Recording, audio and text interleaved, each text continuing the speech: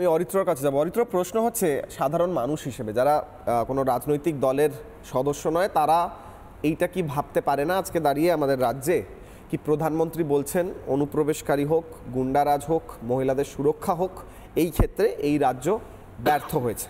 প্রধানমন্ত্রী উড়ে এসে বলছেন পরিযায়ী প্রধানমন্ত্রী ইত্যাদি, এগুলো তো অপমানজনক, কারণ গোটা দেশের প্রধানমন্ত্রী তিনি, ওটা আমি বাদ দিলাম। কিন্তু প্রধানমন্ত্রীর কথার মধ্যে প্রত্যেকটাই লজিক আছে, প্রত্যেকটার উদাহরণ আছে, প্রত্যেকটা হয়েছে, হচ্ছে, আমাদের আশপাশে হচ্ছে। এগুলোকে কি করে একটা সেন মাইন্ডে ডিনাই করে দেওয়া যায় না এরকম কিছু হয়নি, এগুলো সব মিথ্যে, এগুলো সমস্তটাই মিথ্যে, সমস্তটা বানানো। আরে হয়েছে তো, অ্যারেস্ট হয়েছে তো, চোখের সামনে দেখেছি তো, ওর মধ্যে দিয়ে গেছি তো আমরা, প্রত্যেকটা ঘটনার মধ্যে দিয়ে। প্রধানমন্ত্রী তো বানিয়ে কিছু বলছেন না। অরিত্র, দেখুন, প্রথম কথা হচ্ছে প্রধানমন্ত্রী যদি আজকে নাও আসতেন, প্রধানমন্ত্রী এসে যদি কোনো সভা না করতেন, তিনি যদি কোনো কথা নাও বলতেন, প্রত্যেকটা বাঙালি প্রত্যেক দিন খবরের কাগজ খুললে তারা দেখতে পায় পশ্চিমবঙ্গের কি ভয়ঙ্কর অবস্থা। প্রত্যেকটা জায়গাতে আজকে প্রধানমন্ত্রী বলছেন বলে এই নিয়ে এটাকে নিয়ে পক্ষ বিপক্ষ তৈরি হয়েছে। কিন্তু আমি মনে করি এর কোনো বিপক্ষে থাকারই কথা না, কারণ প্রত্যেকটা ঘটনা তিনি ঠিক কথা বলছেন, সত্যি কথা বলছেন। এর তো কোনো যে বলবে যে উনি মিথ্যা কথা বলছেন সে তো তার কোনো আনসারই নেই তার কাছে, এটার কোনো উত্তর হয় না, এটা কোনো বিতর্কের জায়গা নেই। পশ্চিমবঙ্গের প্রশাসনিক ব্যবস্থার যে 12টা বেজে গেছে, এটা যারা আমরা বাঙালি, ওনাকে এখন বিভিন্ন লোক বিভিন্ন পর্যটক বলবে, আমি তার কাছে যাচ্ছি না, আমি তো বাঙালি, বাংলায় থাকি, বাংলায় ট্যাক্স দিয়ে থাকি, আমি তো বাঙালি হিসেবে দেখতে পাচ্ছি বাংলার কি অবস্থা। আজকে বাংলা ভাষা নিয়ে এত কথা বলছে, মিটিং মিছিল করতে যাচ্ছে, তাহলে দিনের পর দিন ধরে পশ্চিমবঙ্গের সরকারি কাগজগুলো বাংলায় করে না কেন? 5 থেকে 10,000 স্কুল, সেগুলো সমস্ত বন্ধ হয়ে গেল কেন? সরকারি এন্ডোর্স যে প্রাথমিক বিদ্যালয়গুলি, সেগুলো বন্ধ হয়ে যাচ্ছে কেন? কোয়ালিটি অফ এডুকেশন বাংলায় এরকম অবস্থা কেন? বিভিন্ন বইগুলো তার কি অবস্থা এখন? প্রাথমিক, মাধ্যমিক, উচ্চ মাধ্যমিক স্তরের যে বইগুলো সরকারি ইনস্টিটিউশনের লোকজন যায় না কেন?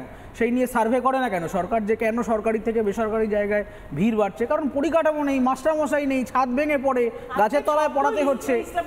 এবার দ্বিতীয় কথা হচ্ছে যে গরিবি টরিবি নিয়ে, দেখুন, তৃণমূল কংগ্রেসের রিপোর্ট নিয়ে তো আমি কাজ করব না, আমি কাজ করব ওয়ার্ল্ড ব্যাংকের রিপোর্ট নিয়ে। আপনি লেটেস্ট ওয়ার্ল্ড ব্যাংকের রিপোর্টটা দেখবেন, সেখানে পরিষ্কার বলা হয়েছে যে 2011-12 সালে ভারতবর্ষের পভার্টি যেটা 16.2% ইনইকুয়ালিটিতে ছিল, সেটা 2022-23-এ 2.3% এসছে। এটা কোনো পার্টি বলছে না, ওয়ার্ল্ড ব্যাংক বলছে, যার কথাটাই একমাত্র ক্রেডিবল। গিনি ইন্ডেক্সে ভারতবর্ষ 4র্থ স্থানে রয়েছে, স্লোভাক রিপাবলিক, স্লোভানিয়া, বেলারুসের পরে 4র্থ স্থানে। অর্থাৎ অর্থনৈতিক বৈষম্যের ক্ষেত্রে আমাদের যে একটা বৈষম্য সৃষ্টি হয়েছিল, সেই জায়গায় একটা বড় অঙ্কের পপুলেশনকে আমরা, যারা মার্জিনালাইজড পভার্টি লাইনের নিচে বিলং করতেন, তাদেরকে পভার্টি লাইনের ওপরে তুলে আনতে পেরেছি, বড় অঙ্কের পপুলেশনকে। এবং অর্থনৈতিক বৈষম্যকে মোকাবিলা করবার ক্ষেত্রে ভারতবর্ষের অর্থনৈতিক মেকানিজম বেটার কাজ করছে। এই সব কটা কথা ওয়ার্ল্ড ব্যাংকের রিপোর্টে বলা আছে। এইবারে আসছি হচ্ছে যে আপনার আজকের যে আলোচনা, যে এই যে অপরাজিতা বিল ইত্যাদি, প্রথম কথা হচ্ছে অপরাজিতা বিল এটাও চুরি করা বিল। এই যে বলা হচ্ছে যে কেন রাজ্যপাল সই করেননি, রাষ্ট্রপতির কাছে রেফার করা হয়েছে। আরে মশাই, সুপ্রিম কোর্টের লেটেস্ট জাজমেন্ট তো হলো যে 6 মাসের মধ্যে সই করতে বলা হয়েছে, আপনি প্রেসিডেন্টকে গিয়ে তাহলে মামলা করে চ্যালেঞ্জ করছেন না কেন? মানুষের জানা প্রয়োজন যে অপরাজিতা বিলটা একটি চুরি করা বিল। অন্যান্য রাজ্যের ক্রিমিনাল বিল থেকে ঝেড়ে ঝুড়ে একটা বিল তৈরি করা হয়েছে, এবং বিলটা পাশ করানোর জন্য যে টেকনিক্যাল প্রসিডিওর ফলো করবার কথা, সেটা ফলোড হয়নি। রাষ্ট্রপতির দপ্তরে বিলটা আটকে থাকার মূল কারণ হচ্ছে টেকনিক্যাল রিপোর্ট ওখানে জমা দিতে পারেনি। এবং আরেকটা কথা হচ্ছে এটা জানতে হবে, সেটা হচ্ছে ধর্ষণের সাজা। এই যে আমাদের দেশে ক্রিমিনাল ল রয়েছে, রাজ্য সরকার যদি একটা নতুন ক্রিমিনাল ল আনতেই পারে, যেহেতু সেটা তাদের স্টেট সাবজেক্ট, কিন্তু যদি সেই ক্রিমিনাল লটা ইউনিয়ন অর্থাৎ কেন্দ্রের ক্রিমিনাল লয়ের থেকে কন্ট্রাডিক্টরি হয়ে যায়, তাহলে কেন্দ্রের লটাই প্রাধান্য পাবে। এখানে আমাদের ভারতীয় ন্যায় সংহিতায় বলা হয়েছে ধর্ষণের সাজা মৃত্যুদণ্ড নয়, আপ টু 20 বছর পর্যন্ত হচ্ছে যাবজ্জীবন কারাদণ্ড হবে। এই ধর্ষণের পরে মৃত্যু হলে তার সাজা মৃত্যুদণ্ড হতে পারে। কিন্তু এখানে হঠাৎ করে অপরাজিতা বিল একটা কন্ট্রাডিক্টরি পজিশন নিয়ে নিল যে ধর্ষণের সাজা হলেই, ধর্ষণ হলেই মৃত্যুদণ্ড হবে। এবার এত বড় মূর্খ একটি আমাদের এখানকার সরকারি নেতারা, আপনি বলতে পারেন যে তাহলে যদি ধর্ষণের সাজা মৃত্যুদণ্ড দিতে হয়, তাহলে ডোমেস্টিক ভায়োলেন্সের কেসে কি হবে? তাহলে বিবাহর সম্পর্কে যে ধর্ষণের সংজ্ঞাটা ডিফাইন করা নেই, একটা বৈবাহিক সম্পর্কে কনসেনসুয়াল ধর্ষণকে আমরা কিভাবে ডিফাইন করব, সেই জায়গাটা একটা ল্যাটেন্সি রয়ে গেছে। উত্তর দিতে পারবে? বিধানসভায় ফাঁসি বসে বড় বড় কথা বলে বিল পাস করা যায় না। বিল পাস করতে গেলে পলিটিক্স শিখতে হয়, বিল পাস করতে গেলে সমাজের দিকে তাকাতে হয়। আপনি কনসেনসুয়াল সেক্স আর ম্যারেজ সেক্সের মধ্যে ডিফারেন্স তৈরি করতে পারবেন? সেই দম আছে? তাহলে কেন্দ্রীয় আইনে আপনি যখন এক একটা পাস হয় সেখানে সেই প্রশ্নগুলো করেন না কেন? আমাদের যখন 377 অ্যাবলিশ হয়ে গেল তখন হোমোসেক্সুয়ালিটিকে আপনি লিগালাইজ করবার জন্য প্রশ্ন করেননি কেন? আপনার থেকে ধর্ষণের শিক্ষা বিধানসভা থেকে শুনবো না।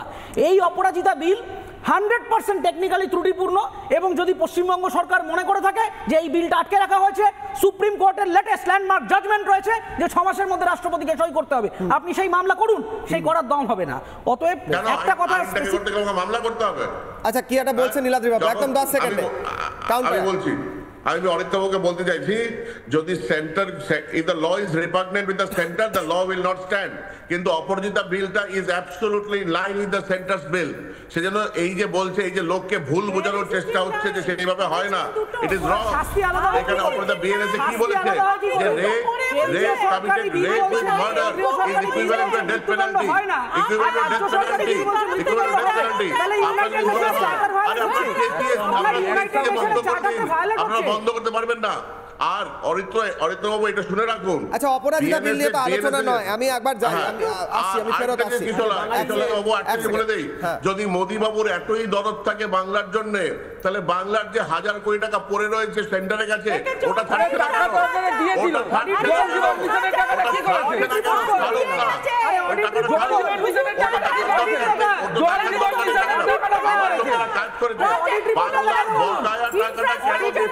টাকা পাঠানো হবে যাতে সেই টাকার হিসেব না দিয়ে টাকা নয়ছয় করা যায়, এটা এটাই কি, এটাই সিস্টেম। আমি আসছি, আমি নানা ধরনের কন্টেন্ট দেখার জন্য লাইক করুন, শেয়ার করুন আমাদের ফেসবুক পেজ, সাবস্ক্রাইব করুন আমাদের ইউটিউব চ্যানেল। পাশাপাশি অন্যান্য ব্রেকিং নিউজের জন্য অবশ্যই চোখ রাখুন রিপাবলিক বাংলায়।